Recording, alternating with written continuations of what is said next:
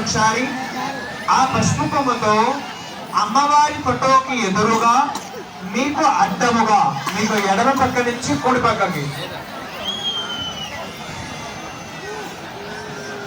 పసుపు కొమ్మలు బియ్యం పల్లెంలో వేయాలి. మగవారి పిల్లల చేత పసుపు కొమ్ము తీసి ఆ పసుపు కొమ్ముతో అమ్మవారి ఫోటోకి ఎదురుగా మీకు అడ్డముగా, మీకు ఎడం పక్క నుంచి కుడి పక్కకి పైన ఒక గీత గ్యాప్ ఇచ్చి కిందని మరో గీత, పైన ఒక లైన్ గ్యాప్ ఇచ్చి కిందని మరో లైన్, 2 లైన్స్ గీస్తే బియ్యం అనేది 3 పార్ట్స్ గా డివైడ్ అవ్వాలి.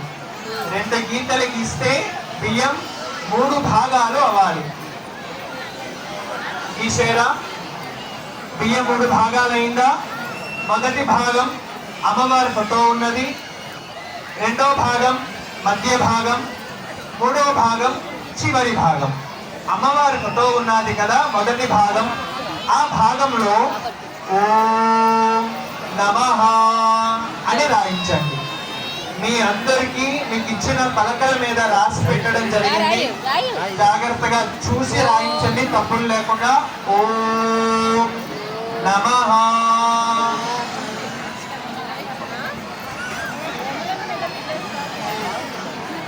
అయిందా? రాసిన వారు రెండవ భాగంలో శివాయ, రెండవ భాగంలో శివాయ,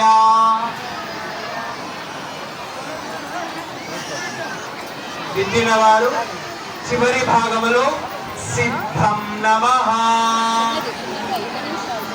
సిద్ధం నమః. బియ్యం పల్లెం కిందను పెట్టేయండి, బియ్యం పళ్ళెం కిందను పెట్టేయండి. పిల్లల్ని వాళ్ళ అమ్మగారి దగ్గరికి పంపించండి, పిల్లల్ని ఆడవారి దగ్గరికి పంపించండి. అమ్మ మీరు పలక మరియు పలక పుల్ల చేతిలోకి తీసుకోండి.